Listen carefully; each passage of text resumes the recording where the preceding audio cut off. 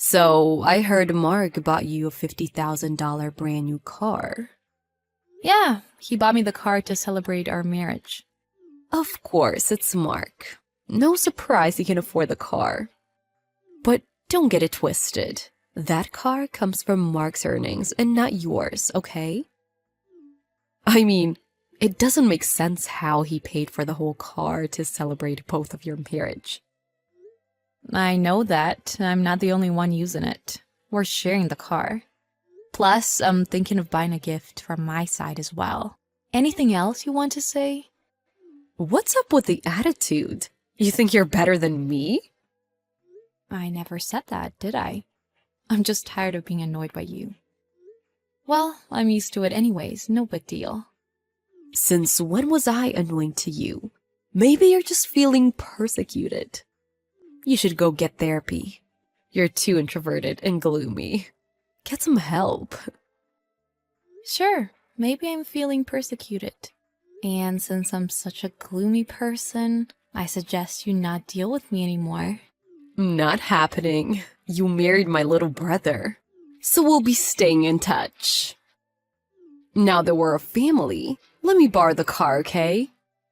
I'm afraid not. The insurance is only applied to me and Mark, and no one else. Also, I heard you haven't driven for ages. I wouldn't take the risk.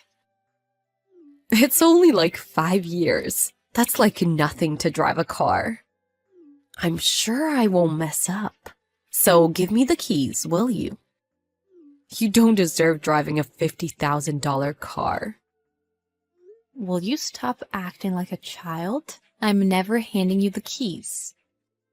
As I said, what's wrong with your attitude? I'm now your sister as well. You need to treat your family with respect. My apologies, I was born this way. I'm not looking for any conflicts. I just want you to stop harassing me. I'm just talking to you. How can this be harassment? Stop being such a baby. I'm starting to worry about the fact that you're Mark's wife. Okay, I'll do my best. But I'm still not letting you use my car. You're the worst sister-in-law. Don't you know things go easier when you listen to people and treat them with respect? Grow up. I believe you're the one who needs to grow up. If you're a grown-up, you should know how risky it is to drive someone else's car, especially without insurance. You just don't want to share with me because you're poor and greedy. I should be driving a $50,000 car, not you. Wow, jealous much? Why you? We've got the car for a new life, not yours. If you want a car so bad, why don't you buy one yourself? Or find someone who'll buy you one. So you do think you're better than me, huh? Stop judging me. Anyways, I'm using the car whenever I want to. Do deal with it. Seriously, would you please give me a break? I'm now your older sister. You should be treating me with respect and listen to what I say. If you're not satisfied, grow up and win my respect. You just want someone to be by your side and obey whatever you say. Am I wrong? Wrong. All I'm telling you is to grow up and act mature. Then you'll notice that I'm always right. I don't see the difference. As I said, I'm still gonna borrow the car. Bye. I said no. Hey, was Emma harassing you again? Kind of. It's helpless. She's been acting like a child just because I told her not to use our car. I guess we need to be extra careful about the security then. By the way, she's still thinking of using our car without permission. Oh, please. I'm sorry to get you involved in this. I thought I wouldn't have to deal with her now that I'm with you, but I guess I was wrong. Well, I'm used to ignoring her, so it's not as bad. But it's gonna continue for years. I mean, I don't think I can handle it. It's best if she gets married and moves out of town. I agree, but I'm sure there's no chance she'll get married. You're probably right, but I don't want to leave my sick parents here and leave the town. I know I'm being pretty selfish, and I'm really sorry. Don't worry. I love talking to your parents. They're very nice. I'm willing to help. I'm more worried about you, Mark. I don't think I can live a fulfilling life with such a sister-in-law. No offense. If I can find just one single trigger to cut ties and free us, I'm more than delighted. But sadly, my parents are too kind that they don't mind living with a grown unemployed daughter living on their money. Emma should be the one supporting her parents, not the opposite. I'm always busy at work, so I need her to step up. I think you can just not deal with her anymore. She'll wander off to trouble by herself. I'm not saying we should wait, but there's basically nothing we can do about it, right? I agree. Sorry again for getting you involved in all of this crazy stuff. I should be ashamed of myself for having conflicts with my family even after I got married. It's alright. Things happen. We're in this together, alright? I'm always on your side to support you. Thank you so much.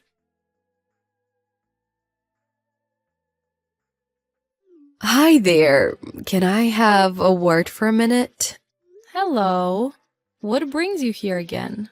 It's about your car. I kinda crashed into an electricity pole.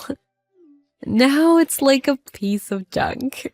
What do you mean, your car? Ours hasn't been delivered yet. Wait, what? I don't understand. Whose car are you talking about? The car parked right in front of your apartment. That's yours, right? The car Mark bought you. Excuse me? That parking lot belongs to the apartment building across the street, not ours. Our parking lot is right behind the building. You're kidding. I don't believe you. Then what? Whose car is this? Don't ask me. It must be a car of someone completely different. What in the world are you doing? This is no joke. I thought it was yours. It looked like it. Even if it was, do you think it's okay to drive someone else's car without permission? Tell me about the car. Is it broken? Is it repairable? I think it needs a bit of repairing. But you said it's like a piece of junk. Tell me the details. Is there anything else you did to the car besides crashing it into a pool? No, but it was an accident, not on purpose. Are you sure? You should speak the truth while there's still a way back. I promise I'm not lying. Yeah, sure. But there's nothing I can do to help a liar. Fine, I admit it. I crashed into electricity poles and trees on purpose.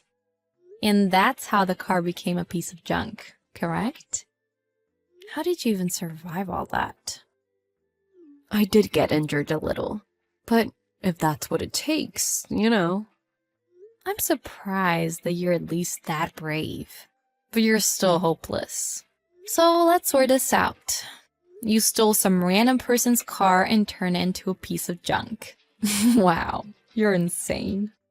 Did you have the need to say that? Anyways, do something. You promised. What promise? You said you'll help if I tell you the truth. Well, after listening to what you have done, I don't think I can be any help for this. I mean, unfortunately, you committed a crime, and a pretty hefty one. So I think it's better for you to compensate for what you did. That wasn't the deal, you traitor. It's not fair. Excuse me? Who exactly stole an expensive car and crashed it around on purpose? Fine, but what should I do now? I'm not sure, but try checking the glove box. There should be some documents or insurance papers. I mean, call the owner of the car. There should be his or her number. So, I should make a direct phone call? It's probably the easiest way. What should I tell that person? Why ask me? Come up with it on your own. You're grown up, right? It's impossible. I've never had this kind of experience. Congratulations, you get to experience it now. Just give up and make the phone call. We need to see how the car owner will respond. You're right. I guess there's no other choice. I'm so pissed right now. How did it go? I told him everything would happen with all my heart, and he's still so angry. I said I was sorry. What's wrong with this guy? You know what? I'll just go home. He doesn't even know who I am. Too bad for that guy. Hey, it's Mark. Oh, hi. I'm glad your car wasn't destroyed. I got in trouble a bit, but I'll go home for now and refresh my mind. No, don't you dare step a foot into the house. What? I talked with Mom and Dad. We're all at their house right now. And from the crime you committed and your attitude, Mom and Dad decided to kick you out of the house. What do you mean, kick out? It means kick you out. I'm sorry for you, but it's time for you to get out of the house and live on your own. We can't take care of you anymore. Me, Mom, and Dad. All of us. We've had enough. What are you talking about? I didn't do anything to your car. I never mentioned my car. Don't you understand? You're a grown-up.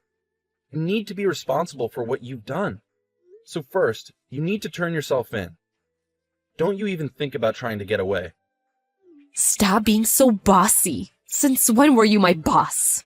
I don't mind leaving home. I'm fine on my own. Even if the cops come for me, I'll tell them it was just an accident. Hey, wake up! You stole someone's car.